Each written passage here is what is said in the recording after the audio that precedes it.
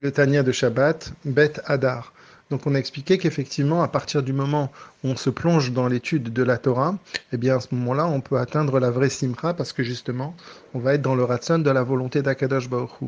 Aujourd'hui, il nous dit, l'Admoazaken nous dit que si on s'approfondit dans ça, eh bien plus on va s'approfondir et plus justement on va pouvoir atteindre ce niveau-là. Et pas simplement quand on est dans l'étude de la Torah, même le restant de la journée. Quand, si par exemple on est dans son travail, eh bien à ce moment-là, à partir du moment où par exemple on met la tzedaka, chacun à son niveau, même si on met il dit le Admorazakan, même si on met qu'un cinquième de la tzedaka, ça veut dire on a gardé 4/5 pour soi-même, eh bien quand même, le fait qu'on a donné un cinquième, ben ça va faire que tout le restant va monter. Comment? Il prend l'exemple du korban.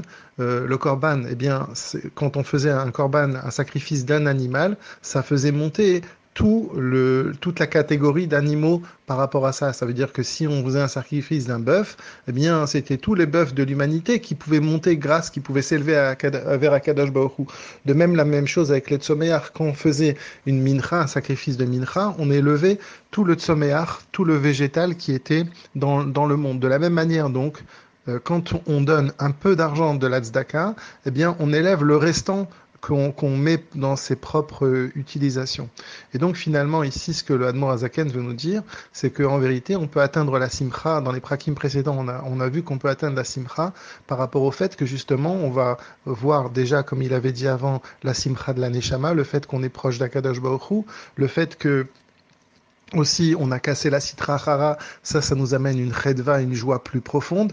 Et comment on peut atteindre justement cette joie? C'est quand on est dans la Torah, quand on étudie la Torah. Et là, c'est ce qu'il veut rajouter aujourd'hui dans ce passage de Shabbat. Pas simplement quand on étudie la Torah, mais même quand on vit au quotidien. Eh bien, à partir du moment où on fait les mitzvot qu'Akadosh Baruch Hu nous demande, et en particulier la tzedaka, parce que la tzedaka, c'est shkula, c'est comme toutes les autres mitzvot. Eh bien, à ce moment-là, on s'attache à Hachem. Et ça nous amène une joie profonde. Demain, il va nous expliquer que finalement, et c'est ce qu'il veut dire juste pour terminer, que finalement, on peut être en même temps triste et en même temps joyeux. Pourquoi? Parce que la cause est complètement différente. La cause de la tristesse, c'est notre situation physique, terrestre. Et la cause de notre joie, c'est que dans cette situation terrestre dans laquelle on peut avoir des imperfections, eh bien, il y a une neshama qui est en nous et qui nous procure une vraie joie parce qu'elle nous permet d'accéder à un niveau très haut, hein, le niveau d'Akadash Baruch.